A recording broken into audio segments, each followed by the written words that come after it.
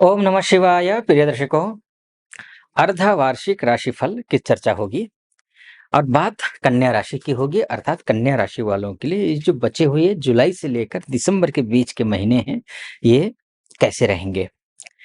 इस विषय में इस वीडियो में हम चर्चा करेंगे नौकरी, व्यवसाय, करियर, आपका इंटरव्यू, आपकी personal life, professional life, source of income को लेकर के क्या स्थिति रहेगा, हेल्थ कैसा रहने वाला है, दाम्पत्य जीवन कैसा रहने वाला है, कोर्ट कचहरी के मामले, पार्टनरशिप, आप लव एंड रिलेशनशिप में कैसा रहने वाला है आपका, आप विदेश जाना चाहते हैं या फिर ऑलरेडी विदेश में हैं, तो आपके साथ क्या कुछ होने वाला है, अच्छा होगा, बुरा होगा, क्या होगा, कितना पाएंगे, कितना खोएंगे, क्या हासिल होगा।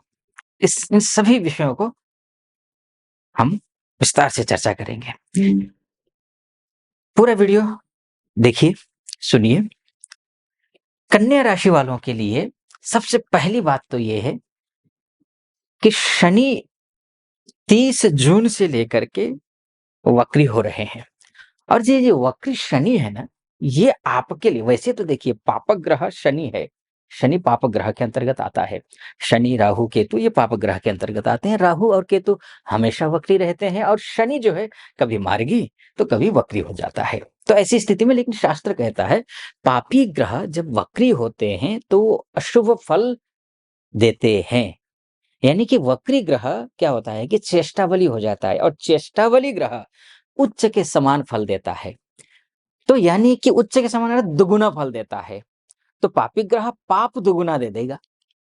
तो इस लिहाज से अगर शनि को देखते हैं, जो कि आपके लिए नौकरी का ग्रह है, आपके लिए बिजनेस का भी है, आपके लिए पैसे का लेन-देन का भी है, आपके लिए ऋण का ग्रह भी है, शत्रु का ग्रह भी है, रोग का, व्याधि का ग्रह भी है, आपका लव एंड रिलेशनशिप का ग्रह है, आप वैवाहिक ग्रह भी ये है, एजुकेशन का ग्रह भी ये है, तो ये आपका संतान कारक ग्रह भी है।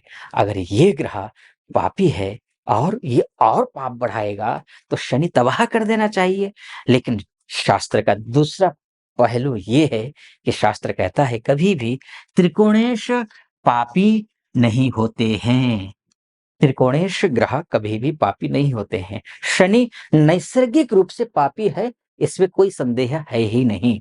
लेकिन त्रिकोणेश होने के नाते आपके लिए अर्थात कन्या राशि वालों के लिए ये ग्रह पापी नहीं है। तो शनि आपके लिए जो-जो क्षेत्र मैंने आपको बताया ना कि शनि से रिलेटेड होते हैं, उन सभी क्षेत्रों में सफलता दुगुनी कर देगा। ये आप समझ लीजिए, ठीक? एक बात बहुत क्लियर समझ में आ गई होगी।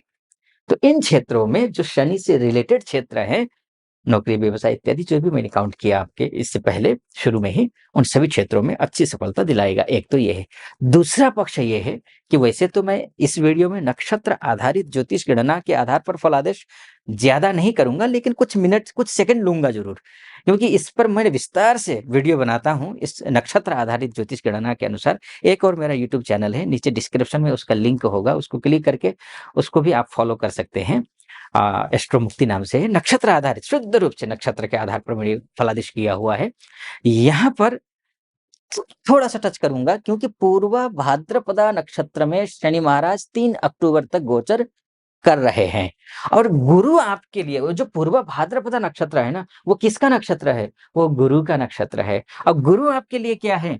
आपके लिए गुरु आपके चतुर्थेश हैं, गुरु आपके लिए सप्तमेश हैं। यानी कि घर खरीदना, गाड़ी खरीदना, प्रॉपर्टी लेना, इष्ट मित्र, नाते रिश्ते, फ्रेंड सर्कल, आपके माता-जी के साथ संबंध, पैतृक संपत्ति को लेकर के कहीं कोई बात हो तो, वैवाहिक जीवन कैसा रहेगा, कोर्ट कचहरी तक मामला पहुँचा हो तो, या फिर आपका जो है इसके साथ में बिज़नेस को लेकर के, पार्टनरशिप को लेकर के, तो भाई मैंने आपको बोला ही। तो बढ़िया वधू की तलाश कर रहे हैं, वो पूरा करने के लिए ये जो शनि उस नक्षत्र में बैठा है ना, गुरु के नक्षत्र में, तो ये उसमें शुभता कर देगा। शनि की एक विशेषता होती है, शनि जिस नक्षत्र या जिस राशि में बैठता है, उस राशि के भाव को, उस नक्षत्र के गुणों को मजबूत कर देता है। तो शनि एक ये अच्छा काम करेगा। तो ये एक है मोटा-मोटी तौर पर, आप ये समझ लीजिए। आगे बढ़ूँ उससे पहले एक मेरा निवेदन आपसे है, ये मेरा ज्योतिषीय विश्लेषण आपको सटीक और ऑथेंटिक लग रहा हो, तो नीचे चैनल यूट्यूब के माध्यम से देख रहे हैं, तो सब्सक्राइब, लाइक और कमेंट करना कतई मत भूलिएगा और कमेंट में जो मनोभाव है वो तो व्यक्त कीजिए ही। लेकिन महादेव का भक्त हूँ, कृपा आप पर भी महादेव की बनी रहे ऐसी मेरी कामना। तो हर हर महादेव या फिर ओम नमः शिवाय 5 बार या 11 बार नीचे डिस्क्रिप्शन में, नीचे कमेंट बॉक्स में ज़रूर लिख दीजिएगा। और डिस्क्रिप्शन में फेसबुक और इंस्टाग्राम का लिंक है, अगर आप चलाते हैं तो उस लिंक को क्लिक करके भी आप वहाँ भी फॉलो और लाइक कमेंट कर दीजिएगा। और फेसबुक इंस्टा के माध्यम से ही जो देख रहे हैं महानुभाव या माताएं बहनें, उनसे भी निवेदन है कि फॉलो, लाइक और कमेंट कर दीजिएगा। फिलहाल फिर से विषय पर आता हूं मैं। तो इसमें अब जो है, मैं कह रहा था शनि के बारे में मैंने बात की, अब गुरु के बारे में बात करता हूं। देखिए गुरु जो है ना, रोहिणी नक्षत्र में गोचर कर रहे हैं, रोहिणी नक्षत्र में, जो कि 20 अगस्त तक रहेंगे। रोहिणी नक्षत्र किसका नक्षत्र है? चंद्रमा का नक्षत्र। और चंद्रमा कौन है आपके लिए? लाभ है, लाभ। यानी कि चाहे लाभ, लाभ केवल पैसे का नहीं, पैसे का लाभ तो है ही, केवल उसी का लाभ नहीं, स्वास्थ्य का लाभ, मातृ सुख का लाभ, घर का सुख का लाभ, गाड़ी का सुख का लाभ, मित्रों का सुख का लाभ। लाभ जिस क्षेत्र में आप हानि में जा रहे हैं, नुकसान में जा रहे हैं, उसी क्षेत्र में आपको लाभ। नौकरी कर रहे हैं, प्रमोशन। नहीं नौकरी है अभी तक, तो नौकरी लगने का लाभ। तो लाभेश के नक्षत्र में है। तो और ये 9 अक्टूबर से लेकर के वक्री हो जाएंगे। जैसे ही वक्री होंगे वैसे ही गुरुदेव आपके लिए और वारे न्यारे कर देंगे, क्योंकि मैंने जैसे शुरू में कहा आपसे, वक्रिणस्तु महावीर्याः, वक्री ग्रह अत्यंत बलवान होते हैं, उसमें भी शुभ ग्रह हो, और आपके लिए तो शुभ है ही।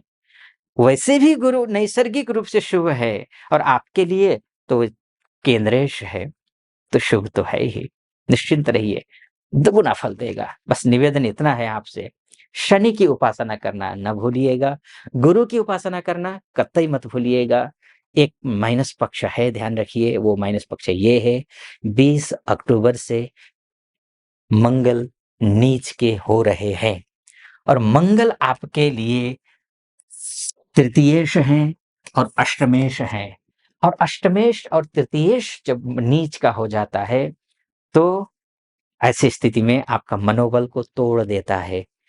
आप अपने आप पर भरोसा रखिएगा, अपने आप पर भरोसा रखना ही है आपको, ये बात ध्यान रखें। भाइयों से, बंधुओं से, इष्ट मित्रों से परेशान हो सकते हैं, उनका सपोर्ट नहीं मिलेगा आपको। दूसरी बात, तीसरी बात, मंगल ऋण कारक, कर्जे का कारक ग्रह होता है। कर्जा लेना हो, देना हो, इनमें अधिक सावधानी आपको बरतनी है, इतना भी ध्यान दीजिएगा। ठीक, नौकरी एकदम से तमतमाकर छोड़ मत देना कि गुस्से में आए और एकदम से शॉर्ट माइंड हो गया और आपने नौकरी छोड़ दी। वो नहीं करना है, नौकरी नहीं छोड़नी है, भाइयों से नहीं लड़ना है, कर्जा नहीं लेना है। इन चीजों का कॉन्फिडेंस लेवल को बनाए रखना है, ये आपको ध्यान रखना होगा। ये मैंने आपको मोटा-मोटी तौर पर बताने की कोशिश की, लेकिन देखिए ये वीडियो मोटा-मोटी तौर पर है। 100% आपके साथ यही घटेगा ये ज़रूरी नहीं है, क्योंकि आपकी कुंडली, आपका डीएनए है। तो अब ऐसी स्थिति में आप अपनी कुंडली के बारे में विस्तार से चर्चा करना चाहते हैं, तो नीचे जो नंबर है उस नंबर पे कॉल कीजिए, हमारे प्रतिनिधि से बात कीजिए। प्रतिनिधि से बात करके मुझसे बात करने के लिए आप अपॉइंटमेंट ले लीजिए, और निर्धारित तिथि पर आपकी कुंडली का विश्लेषण करेंगे। कैसा लगा आपको वीडियो? ऑथेंटिक लगा हो, सटीक लगा हो, तो चैनल को सब्सक्राइब, वीडियो को लाइक और कमेंट बॉक्स में जाकर के हर हर महादेव या फिर ओम नमः शिवाय 5 बार या 11 बार अवश्य लिख दीजिएगा। और साथ में फेसबुक और इंस्टा के माध्यम से देख रहे हैं, तो फॉलो, लाइक और कमेंट करना कतई मत भूलिएगा। फिलहाल अनुमति चाहूंगा। ओम नमः शिवाय।